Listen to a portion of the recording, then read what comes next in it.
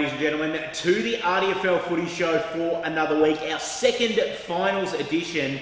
And boy, oh boy, did the first week of finals deliver on the excitement front as well. A fantastic start to the 2016 McDonald's final series, and looking forward to it, more of it this weekend. Sean Kelly's my name, in the host chair as always, and joining me, well, as he always does, he kind of phoned it in a little bit last week, and we saw him out on location. He went to Boardman Reserve a little bit early last week, but we've got him back in the studio this week. The great man, Chris Yeendy's with us. Yeendy, welcome back. Thanks, mate. It was nice to just prepare a little bit earlier for the first final last week, so it was good to get down there and see how the track was going. And I'm surprised all the tech gear worked. Good work. Because everyone knows I don't really look after it, so we got through loud and clear. So that was good down there to check it out, and the conditions were great on when I was out there, and then on Saturday they were absolutely magnificent. So beautiful work indeed. We're going to jump straight into talking about what happened last weekend in the senior ranks, starting with the qualifying final, Diggers Rest taking on Macedon, and the Boroughs winning their way through to yet another second semi-final and looking pretty good in the process. Yeah, they certainly look magnificent. I guess the big talking point with the Cats is their list is resembling what your mob, the Western Bulldogs, are like. They tend to be getting a few injuries for every game, so they're running pretty thin on the list management at the moment, missing a few key names. So, but yeah, the Boroughs, they were super strong, and good to see Shane Marchuka back in the team for the Boroughs to play in the ruck, and not a bad pick up there for a player who played his first senior game of the year in the team and stepped up and played a starring role in the ruck. And Jason Williams, 5 goals, so he kicked about 3 in the second half, if memory serves me right, and the way he went about it, geez, he was fired up too. Every time he kicked a goal, he let the Macedon opposition know all about it. Yeah, great work by Diggers Rest, winning their way through. Obviously, Macedon, a little bit of work to do. I suppose the advantage is that they had a bad day, they live to fight another day. That's exactly right, and it sort of doesn't help when, I guess their best player at the time, Dan Markworth, kicked 2 goals in the first term, was looking pretty good.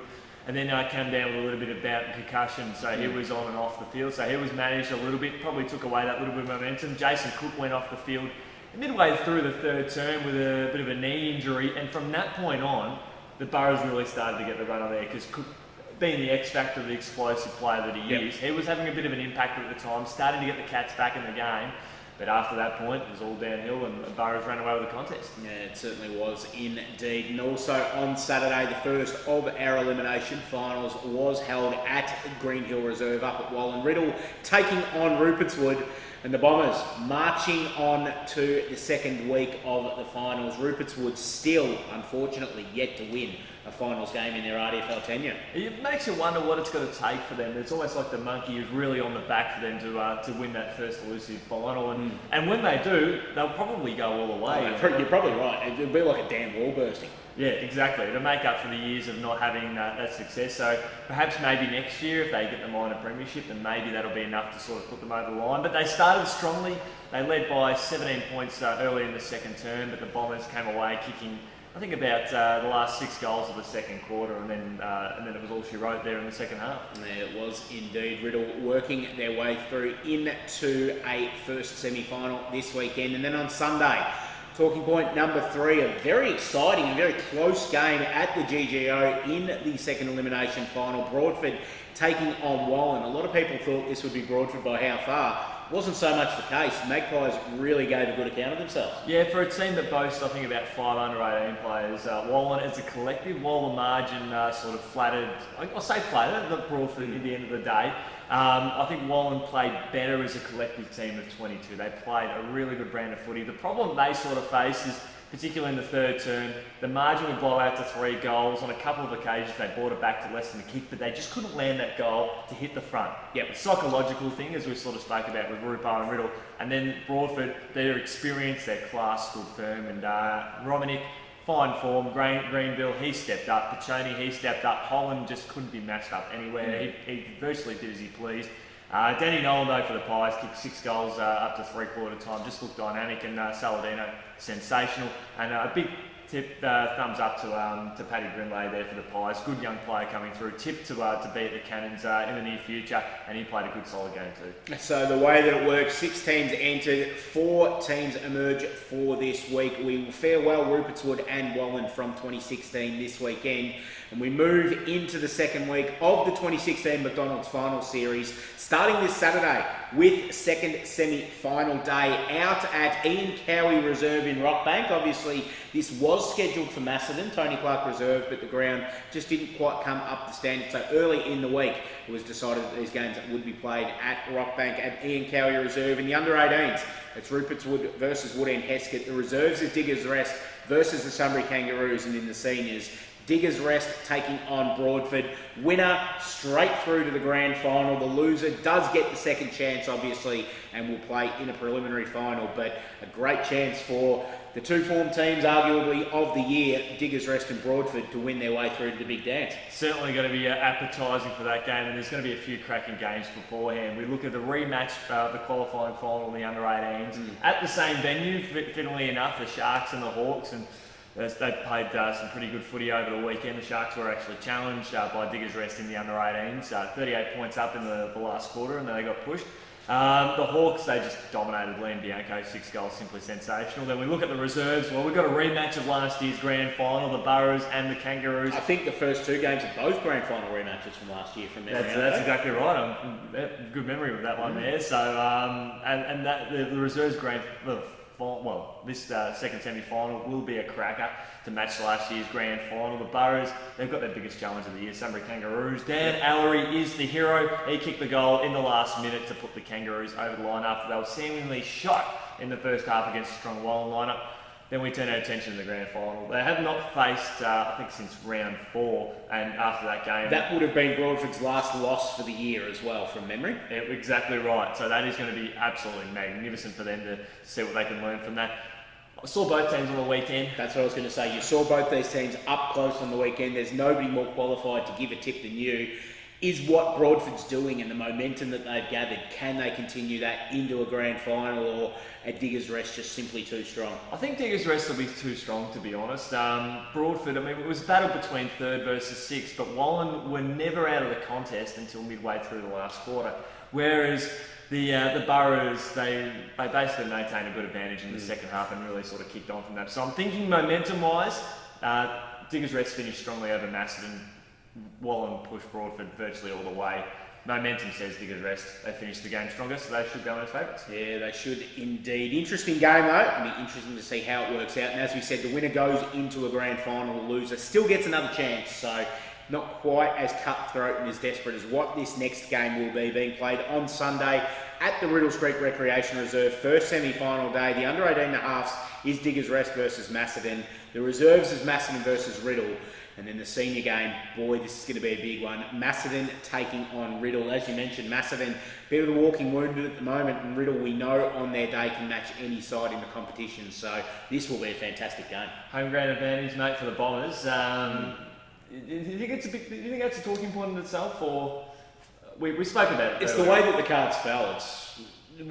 Teams have known for weeks and weeks that this game's going to be here. The way the cards fell, Riddle's in the game. Great, fantastic. You could play it on a car park and it wouldn't matter. I dare say you asked Joffa where he'd want to play this game, and he'd say, we play it in the car park. Does not matter. Macedon just want to win the game. It doesn't matter where it's played. And really, home ground advantage in finals doesn't really mean much. And these days, home ground advantage isn't that great big a deal anyway. Yeah, and it has been a talking point, especially through social media, which is good. So we know our friends at Big Footy have been really pumped up about this one here, but we are stating from our honest, open opinions, it matters nothing at the end of the day. That's our opinions, obviously, yours and mine. We're not, as we've been told recently, we're puppets of the league and stuff like that. Very far from the case. Obviously, I don't work for the league anymore. Chris doesn't work for the league either. So we're just stating our own opinions on that, and I feel that Macedon wouldn't care where this game's played. They just want to be out there and be. There's 8 other teams that like to be in the position of playing this week. Well, I think the main concern for them is they want to have 22 fit players on the day, and that will be a struggle for them to get their best 22 on the paddock. So the Bombers, Brian Ruffley bounced back to form, kicked 6 goals last week. He's the danger this week. Yeah, he certainly is. And Panuccio, he picked up. He was really good in the finals last year. He's showed he was best on ground by a mile from all reports against Rupo last week. So damaging midfielder. These are the conditions, these are the games that he is made to play for. Yeah, this is going to be very interesting. Which way are you heading with this one? We know that you do very much enjoy the company of the Macedon Football Club, but also there's been a few fisty pumps in the Riddle here as well. We've seen the Bombers fly up, which we didn't hear that much throughout the AFL season, so you're getting your Bombers fix in there. It's almost a case of two teams that you've got very, very good connections with here. It's like trying to pick a favourite child. Well, I did get a little bit of ribbing from the Riddle boys on Sunday about not picking them in the record. So, but no questions this week. I will be going down that way, and their song will likely be sung. And so you're tipping Macedon out in straight sets? Tipping Macedon out in straight sets. Interesting. But I think the Bombers, they've shown enough last week, and they are very damaging when it comes to finals. And we'll be looking forward to the reserves game as well. That reserves game, Macedon Riddle coming out of nowhere to finish in 6th spot and then toppling the 3rd place Rupertswood last week. That is going to be a cracker. And Diggers Rest, they really pushed Rupertswood last week in the under 18s. Can they keep that form up against Macedon in the under 18s? Will be a question to be seen in itself. It will be indeed. Talk to us this week. Highlands FM 100.7. What is the schedule like for this week? Are you just sun up Saturday to sundown Sunday? Exactly. A little bit of a technicality here, but we'll have a crack at it. So from 9:30 at the ground and right throughout the day on Highlands FM and on the website, you'll be able to listen in. On Sunday, we'll be broadcasting on the website and around the region from 1 o'clock, but at the ground we'll be broadcasting on the same frequency, 100.7 FM from 9:30. So you get your under 18s and mostly reserves fixed. So it'll be business as usual. So we can tune in wherever we like on Saturday, and we'll get Highlands FM 100.7. But at Sunday, if you want 100.7, it's a narrowcast at the ground. Yep. You'll be on the website from 1 p.m. Yep. And will you be on 100.7 throughout the day on Sunday from 1 p.m? Yep. Beautiful. So those that do want to listen to the early games on Sunday, make sure you're at the ground. You'll be able to get the narrowcast of the game there. But apart from that, it's 1 p.m. Sunday and then all day Saturday, footy on your radio. Yeendy's on the radio. Very, very exciting times. With Gav. Gav Sport. He's pumped, and we've got a very special guest joining us on Saturday. He may have coached a team that didn't make the finals this year. Which is Gav Sport. Yeah, there's another one too. A bit of a Sunbury Kangaroos legend. Very good. Yeah, so he'll be joining us a little bit later on the day over at Rockbank. It'll be great. Very interesting form indeed. Going to be another great week of football in the RDFL as 4 teams will become 3 at the end of this week in the hunt for the Melton Toyota Premiership Cup. Thanks for joining us this week on the RDFL Footy Show. Yeendy, thank you for joining us. Pleasure as always, mate. And the pleasure is all of ours to have you with us on the RDFL Footy Show. We'll see you again next week.